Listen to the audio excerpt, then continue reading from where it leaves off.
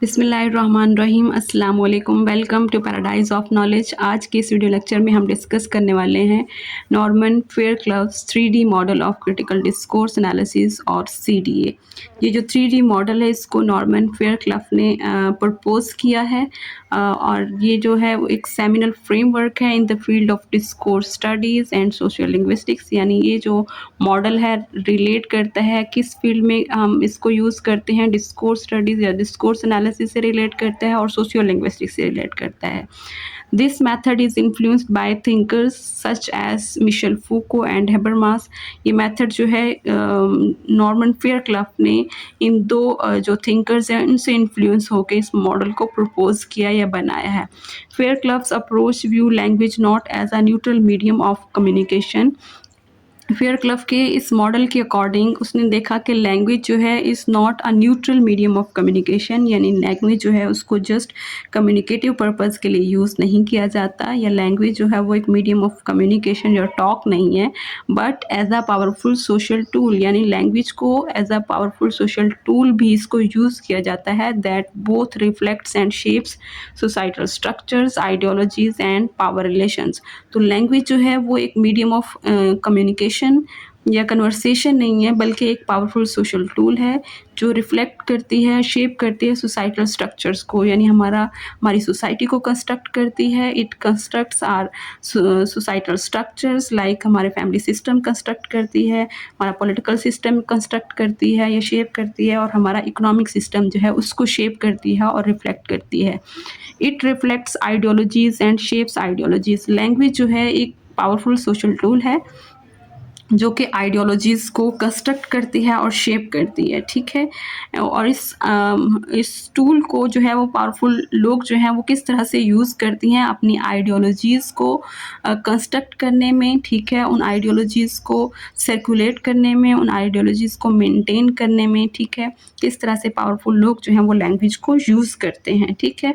And it shapes power relations, और ये जो लैंग्वेज जो है वो पावर रिलेशंस बनाती है, यानी कौन डोमिनेंट है और कौन जो है वो सबऑर्डिनेट या मार्जिनलाइज है, ठीक है। Fairclough's view language discourse is a form of social practice, ठीक है। In Fairclough's view discourse is a form of social practice, यानी जो हमारे पास डिस्कोर्स है वो एक सोशल प्रैक्टिस है, यानी जो कुछ भी हम डेली रूटीन में करते हैं, whatever we do in our daily routine, जो भी एक्शन परफॉर्म करते हैं तो वो क्या है, वो हमारी सोशल प्रैक्टिसेस हैं।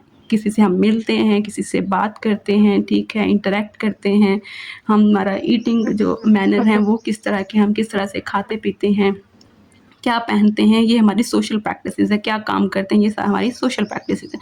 तो डिस्कोर्स भी एक सोशल प्रैक्टिस की फॉर्म है, means that it does not merely reflect social realities, यानी सोशल रियलिटीज़ को रिफ्लेक्ट नहीं करती just, but actively constitutes and transforms them. तो डिस्कोर्स जो है वो हमारी सोशल रियलिटीज़ को जस्ट कंस्ट्रक्ट नहीं करती, बल्कि हमारी जो है वो सोशल रियलिटीज़ को या हमारी सोशल प्रैक्टिसेस को कॉन्स्टिट्यूट भी करती है और उनको ट्रांसफॉर्म भी करती है, हमारे बिहेवियर्स को चेंज भी करती है, हमारे बिहेवियर्स को कंस्ट्रक्ट भी करती है, उनको चेंज भी करती है, ट्रांसफॉर्म भी करती है। His model offers a methodological framework. जो नॉर्मन फेयरक्लफ है इसका मॉडल जो है हमें एक मैथोडोलॉजिकल फ्रेमवर्क प्रोवाइड करता है for analysing the role of language, यानी हमने एनालाइज करना है लैंग्वेज का रोल किस में, producing and reproducing social life, यानी लैंग्वेज जो है वो किस तरह से प्रोड्यूस करती है और रिप्रोड्यूस करती है सोशल लाइफ को। लैंग्वेज जो है is use to maintain power dominance, social injustice. Here we have 3 dimensions of discourse. First is text, second is discourse practice and third is socio-cultural practice। First में हम describe करते हैं text को, text का textual analysis करते हैं। Second dimension में हम टेक्स्ट को इंटरप्रेट करते हैं या प्रोसेसिंग एनालिसिस करते हैं। थर्ड डायमेंशन में हम टेक्स्ट को एक्सप्लेन करते हैं या सोशल एनालिसिस करते हैं, ठीक है। फर्स्ट डायमेंशन में हम टेक्सचुअल एनालिसिस जब करते हैं तो टेक्स्ट या डिस्कोर्स या कोई टॉक है उसको एनालाइज करते हैं, उसका माइक्रो एनालिसिस करते हैं, यानी हम उसके सिमियोटिक फीचर्स को एनालाइज करते हैं, उसके लिंग्विस्टिक्स फीचर्स को एनालाइज करते हैं, उसके फिगरेटिव फीचर्स को एनालाइज करते हैं। सिमियोटिक फीचर्स मीन्स उसमें कलर कौन सा यूज़ हुआ है टेक्स्ट में, टेक्स्ट है उसका साइज़ क्या है, फॉन्ट क्या है, सैम्पल्स कौन से यूज़ हुए हैं, साइन कौन से यूज़ हुए हैं, ठीक है। और जो लिंग्विस्टिक्स एनालिसिस यानी लैंग्वेज हम देखते हैं कि चॉइस ऑफ वर्ड्स किस तरह की है, choice of grammar, vocabulary, cohesion, coherence, ठीक है, रेटोरिकल स्ट्रक्चर्स वगैरह उन चीज़ों को एनालाइज करते हैं। और फिगरेटिव फीचर्स में हम देखते हैं मेटाफर्स कौन सा उसमें यूज़ हुआ है, पर्सोनिफिकेशन है, सिमिली है, ऑक्सीमोरोन है, एंटीथेसिस है, आयरनी, स्टायर वगैरह ये चीज़ें जो हैं हम उनको एनालाइज करते हैं। सेकंड में हम प्रोसेसिंग एनालिसिस करते हैं, यानी टेक्स्ट को प्रोड्यूस करने वाला कौन है और टेक्स्ट को कंज्यूम करने वाला कौन है, टेक्स्ट कंज्यूमर कौन है और टेक्स्ट प्रोड्यूसर कौन है। यानी टेक्स्ट को प्रोड्यूस करने वाला कोई पॉलिटिशियन है या फिर कोई ऑथर वगैरह है, कोई ड्रामेटिस्ट है, यानी कौन उस टेक्स्ट को प्रोड्यूस कर रहा है, ठीक है, या कोई टीचर है टेक्स्ट प्रोड्यूसर। थर्ड डायमेंशन में हम क्या देखेंगे कि सोशल एनालिसिस करेंगे, टेक्स्ट की मीनिंग्स को फाइंड आउट करेंगे, ठीक है, यानी टेक्स्ट जो है वो किस कॉन्टेक्स्ट में प्रोड्यूस हुआ है, सोशल कॉन्टेक्स्ट में प्रोड्यूस हुआ है, टेक्स्ट जो है वो सोशियो कल्चरल कॉन्टेक्स्ट में प्रोड्यूस है या पॉलिटिकल कॉन्टेक्स्ट में प्रोड्यूस हुआ है। नॉर्मन फेयर क्लिफ का जो 3D मॉडल है उसमें 3 डायमेंशंस हैं, 3Ds हैं, 3Ds यानी 3 डायमेंशंस हैं। उसकी फर्स्ट डायमेंशन जो है वो है टेक्स्ट। टेक्स्ट में हम क्या करते हैं, टेक्स्ट को जस्ट डिस्क्राइब करते हैं, डिस्क्रिप्शन है, ठीक है, जस्ट हम उसका टेक्सचुअल एनालिसिस करते हैं, यानी हमें फर्स्ट डायमेंशन में, फर्स्ट लेवल में या फर्स्ट स्टेप में हम कोई भी डिस्कोर्स है या टेक्स्ट है उसका टेक्सचुअल एनालिसिस करते हैं, ठीक है ना। टेक्सचुअल एनालिसिस भी हम 3 तरह से कि इसमें हम लिंग्विस्टिक्स फीचर्स देखते हैं इस टेक्स्ट के, ठीक है, उसके सिम्योटिक फीचर्स देखते हैं एंड लिटरेरी फीचर्स देखते हैं, ठीक है। लिंग्विस्टिक्स फीचर्स कौन कौन से होते हैं, जिस तरह से हम कहते हैं वोकैबलरी है या चॉइस ऑफ वर्ड्स हैं या लेक्सिकल चॉइसेस हैं, ग्रामर है, सिंटैक्स यूज़ हुआ है, कोहेजन यूज़ हुई है, कोहेरेंस यूज़ हुई है, या सब्सटीट्यूशंस हैं, एलिप्सिस है, टर्न टेकिंग है, टर्न एलोकेशन है, एरर एंड रिपेयर है, ठीक है, कोड स्विचिंग यूज़ हुई है। तो ये सारी चीज़ें जो हैं हम उसके अंदर इस फर्स्ट लेवल में एनालाइज करते हैं। फिर हम सिम्योटिक फीचर्स देखते हैं, टेक्स्ट के अंदर कलर्स कौन से यूज़ हुए हैं, ठीक है, या उस डिस्कोर्स में कलर्स कौन से यूज़ हुए हैं, साइज़ क्या है उस टेक्स्ट का, फ़ॉन्ट क्या है टेक्स्ट का, उसमें सिंबल्स कौन से यूज़ हुए हैं, साइंस कौन से यूज़ हुए हैं।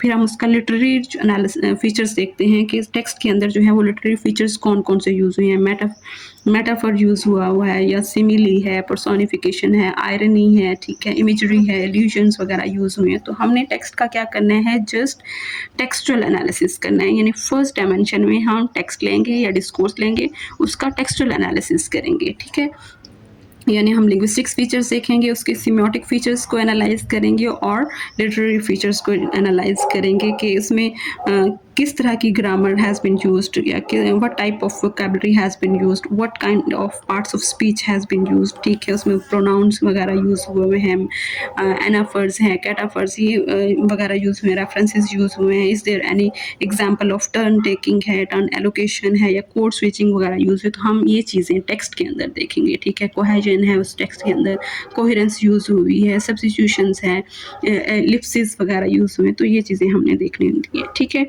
तो हम इसको डिस्कस करें, जो टेक्स्ट यहाँ लिखा हुआ है हम देखते हैं कि फर्स्ट पॉइंट इज़ हम फोकस क्या करते हैं फर्स्ट डायमेंशन में, first dimension focuses on the formal and structure features of the text. First dimension में जो है वो क्या किया जाता है, हम उसके फॉर्मल फीचर्स को, टेक्स्ट के फॉर्मल फीचर्स को देखते हैं। फॉर्मल फीचर्स लाइक उसमें डिक्शन वगैरह या वोकैबलरी या चॉइस ऑफ वर्ड्स किस तरह की यूज़ हुई है। उसमें हम सेंटेक्स को देखते हैं कि the way sentences are constructed, ठीक है, उसमें टोन देखते हैं, मोड देखते हैं, या उसमें पंक्चुएशन या ग्रामर वगैरह जो यूज़ है उस ये जो है हमारे पास formal feature of the text हैं, इसको फोकस करते हैं। देन हम structural features of the text को फोकस करते हैं। स्ट्रक्चरल फीचर्स मीन्स कि किस तरह से टेक्स्ट जो है वो ऑर्गेनाइज हुआ है, the way text is divided into paragraphs, ठीक है, the way text is divided into sections, chapters में है, चैप्टर्स की फॉर्म में है, किस तरह से है, ठीक है। तो ये हमारे पास कुछ स्ट्रक्चरल फीचर्स हैं या फॉर्मल फीचर्स हैं जिनको हमने फोकस करना होता है फर्स्ट डायमेंशन में। देन हम देखते हैं detailed linguistics analysis of the textual elements, यानी हमने डिटेल्ड जो है वो लिंग्विस्टिक्स एनालिसिस करना है, लिंग्विस्टिक्स फीचर्स को देखना है जो टेक्स्ट, या फिर हम टेक्सचुअल एलिमेंट्स भी उनको कह सकते हैं कि जिस तरह से वोकैबुलरी है, lexical choices, vocabulary lexical choices एक ही बात है, ठीक है। ग्रामर किस तरह की यूज़ हुई है, use of active passive constructions हैं, मोडालिटी यूज़ हुई है, यानी जो मॉडल वर्ब्स हैं वो यूज़ हुए हैं, टेंसेस यूज़ हुए हैं, प्रेजेंट टेंस है, पास्ट है या फ्यूचर है, ठीक है। सिंटेक्स है, ये सेंटेंसेस जो है वो किस तरह से कनेक्टेड हैं, कोहेजन सेंटेंस उस पैराग्राफ में या टेक्स्ट में या डिस्कोर्स में यूज़ हुई है, कोहेरेंस यूज़ हुई है कि नहीं यूज़ हुई, रेटोरिकल स्ट्रक्चर्स वगैरह जो है, यानी किस तरह से एक प्रॉपर वे में, ऑर्गेनाइज्ड वे में टेक्स्ट जो है वो ऑर्गेनाइज्ड है, ठीक है। तो ये चीज़ें हमने फर्स्ट डायमेंशन में जो है वो एनालाइज करनी होती है। देन वी सी टेक्स्ट ये फर्स्ट डायमेंशन में we describes how language is used in the text, language जो है वो टेक्स्ट के अंदर किस तरह से यूज़ हुई है, ठीक है। To construct particular representation of reality, यानी लैंग्वेज का यूज़ देखना है कि लैंग्वेज जो है वो टेक्स्ट में किस तरह से यूज़ हुई है।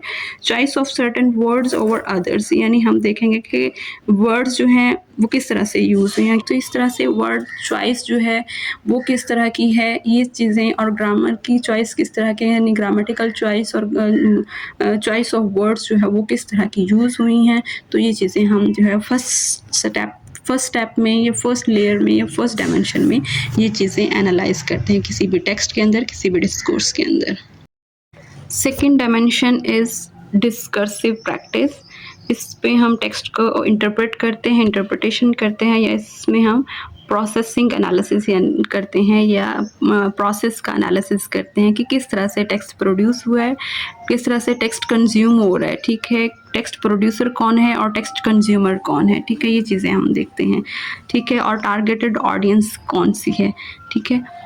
It addresses how text is produce, इस लेवल में हम देखते हैं कि टेक्स्ट प्रोड्यूस कैसे हुआ है, टेक्स्ट सर्कुलेट कैसे हुआ है, और टेक्स्ट को interpret with in a particular context, यानी पर्टिकुलर कॉन्टेक्स्ट में, particular context means socio political context में अगर टेक्स्ट प्रोड्यूस है तो उसको उस टेक्स्ट में, कॉन्टेक्स्ट में जो है वो इंटरप्रेट करना है। सोशियो इकोनॉमिक कॉन्टेक्स्ट में टेक्स्ट प्रोड्यूस हुआ तो उसको उस कॉन्टेक्स्ट में जो है वो इंटरप्रेट करना है, ठीक है। अगर वो सोशियो कल्चरल कॉन्टेक्स्ट में टेक्स्ट प्रोड्यूस हुआ तो उसको उसी कॉन्टेक्स्ट में जो है वो इंटरप्रेट करना है, यानी टेक्स्ट प्रोड्यूस कैसे हुआ है, टेक्स्ट को सर्कुलेट या मूव कैसे किया गया है, और टेक्स्ट को जो है वो इंटरप्रेट कैसे किया गया है, करना है किसी भी कॉन्टेक्स्ट के अंदर।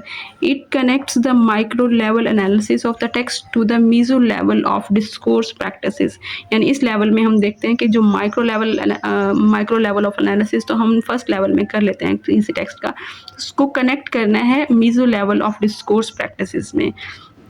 This dimensions examines the intertextual and interdiscursive nature of the discourse, यानी इस लेवल में हम देखते हैं, हमने एग्जामिन क्या करना है, इंटरटेक्सचुअल नेचर ऑफ द डिस्कोर्स, यानी टेक्स्ट जो है वो उसकी नेचर किस तरह की है, इंटरटेक्सचुअल है या फिर इंटरडिस्कर्सिव है। इंटरटेक्सचुअल मीन्स कि टेक्स्ट जो है जो प्रोड्यूस हुआ है क्या वो किसी दूसरे टेक्स्ट से रेफरेंसेस लेके प्रोड्यूस किया गया है, या फिर टेक्स्ट जो है या डिस्कोर्स है, एक डिस्कोर्स ऑलरेडी है उसमें दूसरा कोई डिस्कोर्स ऐड करके जो है उस डिस्कोर्स को प्रोड्यूस किया गया है। यानी हमने क्या एग्जामिन करना है, हमने टेक्स्ट की नेचर या टेक्स्ट जो डिस्कोर्स है उसकी नेचर को देखना है, एग्जामिन करना है क्या वो इंटरटेक्सचुअल है, यानी एक टेक्स्ट दूसरे टेक्स्ट से लेके उस टेक्स्ट को प्रोड्यूस किया गया है, दूसरे टेक्स्ट को मिला के एक टेक्स्ट प्रोड्यूस किया गया है, या फिर एक डिस्कोर्स जो है ऑलरेडी डिस्कोर्स है उसमें डिफरेंट डिस्कोर्सेज को मिला के जो है वो, या डिफरेंट टाइप्स ऑफ जॉनराज को मिला के डिस्कोर्स जो है वो प्रोड्यूस किया गया है, ठीक है। जिस तरह से इंटरटेक्सचुअलिटी है और इंटरडिस्कर्सिविटी है। Intertextuality refers to how text draw upon reference or echo other texts they embedding, thereby embedding them within a network of meanings, यानी कि जो हमारे पास टेक्स्ट प्रोड्यूस हुआ है या टेक्स्ट है या डिस्कोर्स है, ठीक है, उसकी नेचर किस तरह की है, वही दो चीज़ें हम फाइंड आउट कर रहे हैं। डिस्कोर्स की नेचर किस तरह की है, इंटरटेक्सचुअलिटी है, यानी डिफरेंट रेफरेंसेस लेके जो है उस टेक्स्ट को प्रोड्यूस किया गया। इसकी बेस्ट एग्जांपल जो है हम the waste land by T S. Eliot लेते हैं, जो टी.एस. एलियट ने एक पोम लिखी थी द वेस्टलैंड, ठीक है। उसमें डिफरेंट उस टेक्स्ट उस पोम के अंदर जो है हम डिफरेंट रेफरेंसेस देखते हैं कि डिफरेंट राइटर्स के टेक्स्ट से लाइंस उठा के जो है उस पोएम को जो है वो प्रोड्यूस किया गया है, उस पोएम को लिखा गया है, ठीक है ना। तो इस तरह से हम क्या कहेंगे, वो हमारे पास एक एग्जांपल है इंटरटेक्सचुअलिटी की। या फिर हम देखते हैं कि इंटरडिस्कर्सिविटी है, नेचर किस तरह की है डिस्कोर्स की, इंटरडिस्कर्सिविटी है, looks at how different discourse types, scientific, legal, journalistic, are combined within a single text. एक टेक्स्ट है या फिर एक डिस्कोर्स है, उसमें हम डिफरेंट टाइप्स ऑफ डिस्कोर्सेस को मिला के एक डिस्कोर्स प्रोड्यूस करें तो हम उसको क्या कहेंगे, इंटरडिस्कर्सिविटी। यानी जिस तरह से हम सोशियोलॉजी और लिंग्विस्टिक्स का कम्बिनेशन से हम सोशियो लिंग्विस्टिक्स, हमारे पास एक डिस्कोर्स प्रोड्यूस होता है। सेकेंड डायमेंशन में हम जस्ट इंटरप्रेट करते हैं टेक्स्ट को, ठीक है। Who is the producer of the discourse, who is the consumer of the discourse, and how the text is produced, how the text is circulated, and how the text is interpreted with in a particular context, ठीक है। इसमें दो levels को connect कर देते हैं। First level जो textual analysis था उसको, और मीजो लेवल ऑफ डिस्कोर्स को हम कनेक्ट कर देते हैं, ठीक है। और इस लेवल में हम डिस्कोर्स की नेचर देखते हैं कि डिस्कोर्स की नेचर किस तरह की है, ठीक है। या ये डिस्कोर्स जो है वो इंटर डिस्कर्सिव है, डिफरेंट डिस्कोर्सेस को मिला के एक डिस्कोर्स प्रोड्यूस किया गया है, या फिर डिस्कोर्स की नेचर जो है वो इंटर टेक्सचुअल है, यानी एक टेक्स्ट डिस्कोर्स जो हम प्रोड्यूस कर रहे हैं वो डिफरेंट टेक्सेस, डिफरेंट डिस्कोर्सेस में से टेक्सेस उठा के जो है उसको डिस्कोर्स प्रोड्यूस किया गया। This is the third dimension of this model, that is social practice, explanation या सोशल एनालिसिस, ठीक है। इस लेवल पे हम किसी भी टेक्स्ट का सोशल एनालिसिस करते हैं और उसको एक्सप्लेन करते हैं। We explain the discourse within its broader socio cultural and political context, यानी टेक्स्ट को हम, किसी डिस्कोर्स को हम एग्जामिन करते हैं उसको with in broader socio cultural and political context, यानी किस कॉन्टेक्स्ट में वो टेक्स्ट प्रोड्यूस हुआ है हमने उसको एक्सप्लेन करना है, ठीक है। ये क्या वो सोशल कल्चरल कॉन्टेक्स्ट में वो टेक्स्ट प्रोड्यूस हुआ है या सोशियो पॉलिटिकल कॉन्टेक्स्ट में वो टेक्स्ट प्रोड्यूस हुआ है, तो हमने उसी कॉन्टेक्स्ट में उस टेक्स्ट को जो है वो एक्सप्लेन करना है। Explores this dimension explores the macro structures of society, यानी हम सोसाइटी के को ब्रॉडर लेवल में जो है वो इसको इंक्लूड करते हैं, ठीक है। It investigates how discourse contributes to the reproduction and transformation of dominant ideologies. हमने इन्वेस्टिगेट करना है कि किस तरह से डिस्कोर्स जो है वो कंट्रीब्यूट करता है किसी भी डोमिनेंट आइडियोलॉजीज़ को प्रोड्यूस करने में, उसको ट्रांसफॉर्म करने में, उसको चेंज करने में, उस आइडियोलॉजी को मेंटेन करने में, ठीक है, इनकलकेट करने में, प्रोड्यूस करने में किस तरह से डिस्कोर्स जो है वो कंट्रीब्यूट करता है। हमने ये चीज़ें इन्वेस्टिगेट करनी है। And we investigate how discourse contributes to produce the social relations, किस तरह से पावर रिलेशंस को प्रोड्यूस करता है, एंड इंस्टीट्यूशनल पावर्स, और इंस्टीट्यूशनल पावर्स जो हैं उनको किस तरह से प्रोड्यूस और ट्रांसफॉर्म करता है डिस्कोर्स। हमने ये चीज़ें इस थर्ड डायमेंशन में जो है वो इन्वेस्टिगेट करनी है, एग्जामिन करनी है।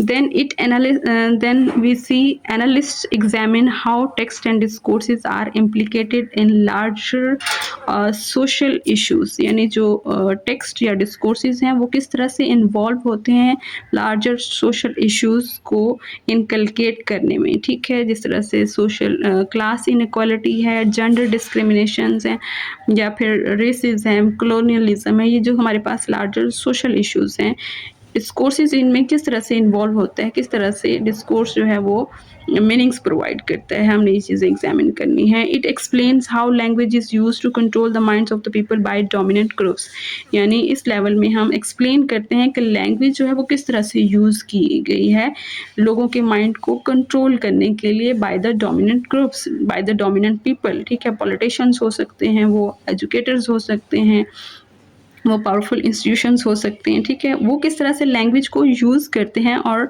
लोगों के माइंड को कंट्रोल करते हैं उस लैंग्वेज के इस्तेमाल से, हमने ये चीज़ें एक्सप्लेन करनी है इस लेवल में।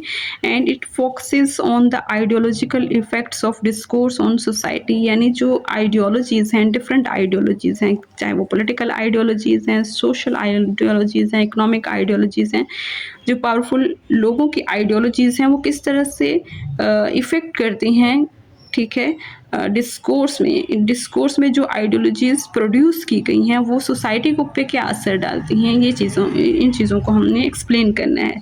And it explains how certain ways of thinking become normalised और टेकन फॉर ग्रांटेड, यानी चीज़ों को, उन सोशल इनक्वालिटीज़ को किस तरह से नॉर्मलाइज किया जाता है, फॉर ग्रांटेड लिया जाता है। इन चीज़ों को हमने, उन तमाम तरीक़ों को, उन वेज़ को जो है हमने एग्जामिन करना है इस लेवल पे, हमने उनको एक्सप्लेन करना है। So where we can apply this 3D model, ठीक है, कहाँ पे हम अप्लाई कर सकते हैं इसको। ये जो मॉडल है 3D मॉडल ऑफ CDA है, एक फ्रेमवर्क है, इंटरडिसिप्लिनरी फ्रेमवर्क है, यानी डिफरेंट डिसिप्लिन से, डिफरेंट फील्ड से मिलके ये जो है मॉडल बना है, like linguistics, sociology, political science, cultural studies, which allows it to be applied across various domains, यानी इसको हम different domains में apply कर सकते हैं, मीडिया स्टडीज़ में इसको अप्लाई कर सकते हैं, इस मॉडल को एजुकेशन में, लॉ में, हेल्थ केयर में और पॉलिटिकल कम्युनिकेशंस में हम इस मॉडल को